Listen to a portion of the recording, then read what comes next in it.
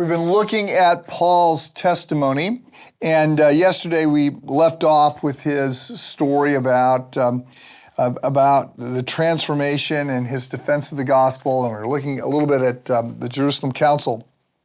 Today, we get a specific instance of him fighting off distortions.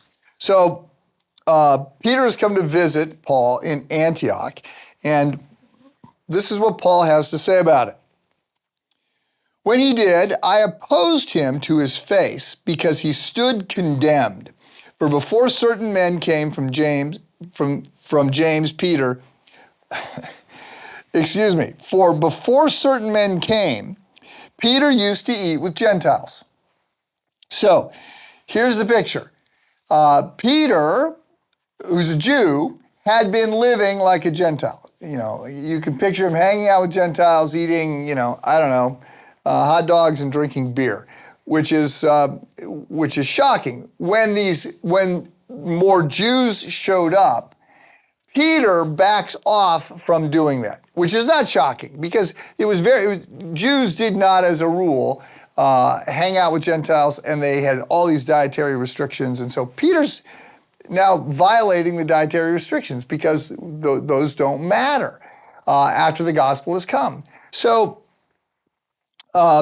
he backs off from keeping them. But then when these Jews show up, he starts to insist that the Gentiles raise their game. Because the Judaizers were saying, hey, Paul, Peter, what are you doing? You gotta, this is what we've got to do.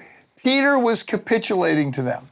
And so Paul comes after them. But when the Judaizers arrived, he began to draw back and separate himself from the Gentiles because he was afraid of those who belonged to the circumcision. The other Jews joined him in his hypocrisy, so that by their hypocrisy, even Barnabas was led astray. So this is wrong. This is not the gospel. This is, racism, legalism. It's baptizing your culture and saying your culture is the right one. When I saw that they were not acting in line with the truth of the gospel, I said to Peter in front of them all, you are a Jew, yet you live like a Gentile and not like a Jew. How is it then that you are forcing the Gentiles to follow Jewish customs? So we have a specific instance here of Paul making sure that Peter is getting the gospel right. We also have this story being told by Paul because he is challenging those who are saying he's not a real apostle. He doesn't have the credibility to make this claim. So I want to move on now. Get back to the passage. There's a lot more that we could draw out here. But I said at the start of this week, I said there's a couple assumptions here. A few assumptions that get made, and I want to be sure these assumptions, which are really, really big, but because they're increasingly not the way we think, I want to be sure that we understand the assumptions that are being made. So I want you to know, this is verse 11, I want you to know, brothers and sisters, that the gospel I preached is not of human origins. I did not receive it from any man, nor was I taught it. Rather, I received it by a revelation from Jesus Christ. So, what then do we see that is an assumption here? Number one, truth exists. In contrast to the relativism of today, which, again, everything is up for grabs, where people are free to pick and choose what they believe and what is going to be true for them, and you have your truth and I have my truth. Against all of this, against the fear of certitude that is so common in a postmodern moment, Paul claims that absolute truth exists.